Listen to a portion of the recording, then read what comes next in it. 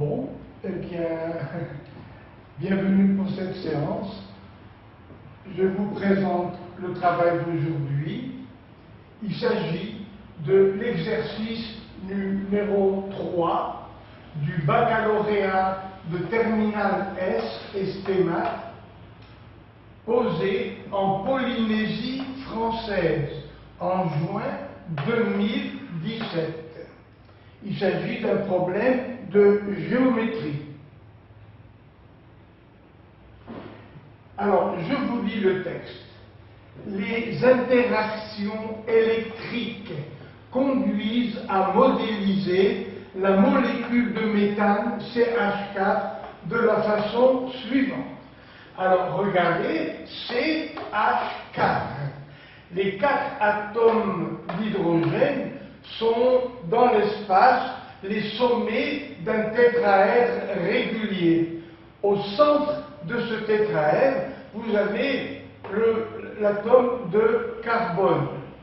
Et dans les livres de chimie, qu'est-ce qu'ils disent? Ils disent que un électron libre du carbone s'associe à un électron libre à l'électron de l'hydrogène pour tourner ensemble autour des deux noyaux. Voilà le mouvement de ce doublet électronique, où cet électron, c'est celui du carbone, et cet électron, c'est celui de l'hydrogène. Tous les deux, ensemble, font le chemin que je vous montre avec la règle. Et ici, eh bien, c'est pareil. Vous avez un électron du carbone, le voilà, associé par électrovalence à un électron de l'hydrogène, et c'est ce doublet électronique, c'est le mouvement que je vous montre avec le doigt, ici aussi et ici aussi. Voilà. C'était un petit supplément en détail. Alors, je continue de lire. Les noyaux d'atomes d'hydrogène occupent les 4 sommets d'un tétraèdre régulier. Quand on dit qu'un polyèdre est régulier, cela veut dire que toutes les arêtes sont égales. Voilà.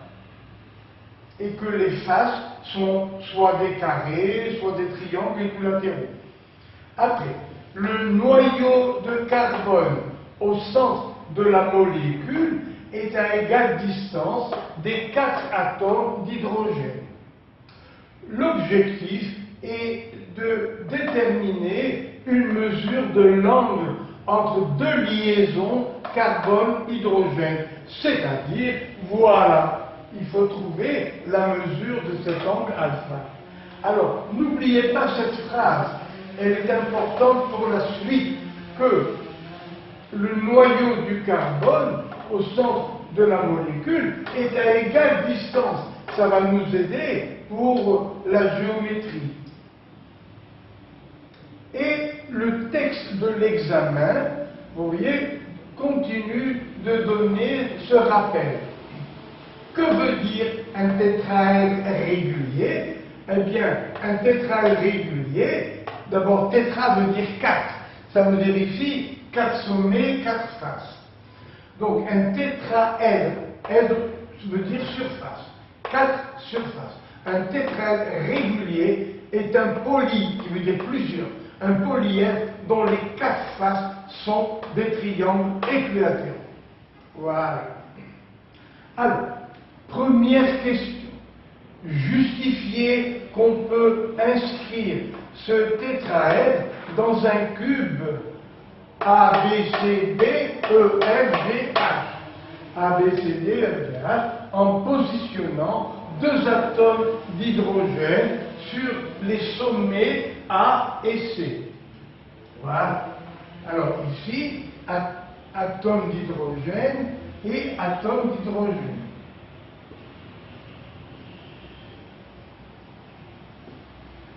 Et les deux autres atomes d'hydrogène sur deux autres sommets du cube. Voilà, il y en a 4 et il faut donc remplacer deux autres. Représenter la molécule dans le cube donné. Bien, alors on peut donc placer par exemple un atome d'hydrogène ici, un atome là, un atome ici, et puis les trois sont bien sûr coplanaires et le sommet peut par exemple être le point H. Donc voilà le quatrième atome d'hydrogène. Et on va dessiner les arêtes. Je l'ai fait ici aussi, bien sûr. Alors, voilà une arête, 2, 3 et 4. Voilà les 4 arêtes. Et l'atome de carbone serait au centre de ce cube. Voilà le carbone. Et on nous dit que l'atome de carbone et son noyau est au centre de la molécule. Ça veut dire à égale distance. Donc ils nous disent que par hypothèse, cette distance égale celle-là, etc., etc. Toutes les distances du carbone à chacun des atomes d'hydrogène sont les mêmes. Dans la suite de l'exercice, on pourra travailler dans le repère de sommet A, le voilà, et de vecteurs unitaires AB, AD, AE qui ont la même longueur. Alors, AB, le voilà. Voilà AB. Après AD, voilà le deuxième vecteur. Et puis AE, c'est le troisième vecteur unité. On dit au choix vecteur unité ou vecteur unitaire. Démontrer que l'atome de carbone est au centre oméga du cube. On nous a dit que, tout à l'heure, que l'atome de carbone, ou le noyau, était à égale distance des 4 atomes d'hydrogène qui sont placés sur les sommets du cube. Et maintenant, vous voyez, démontrer que l'atome de carbone est au centre oméga du cube. Troisième question. Calculer au 10e de degré la mesure de l'angle que forment entre elles les liaisons carbone-hydrogène. Par exemple, voilà une liaison, voilà une autre liaison, et on demande la mesure de l'angle alpha. Et je vous ai dit tout à l'heure que entre le carbone et l'hydrogène, il y a deux électrons qui forment un doublet et qui tournent autour des deux noyaux. Et ici, comme ça, voilà. Et ici, voilà comment tournent les électrons de valence.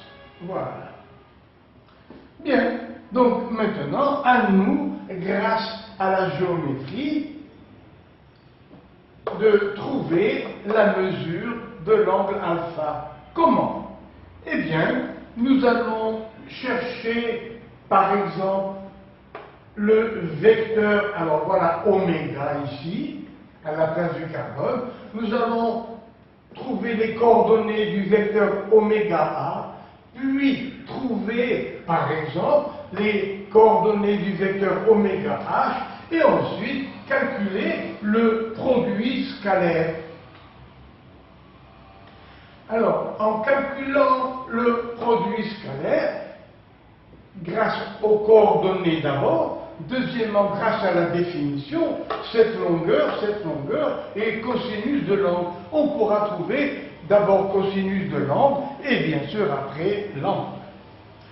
Alors, je déplace ma caméra.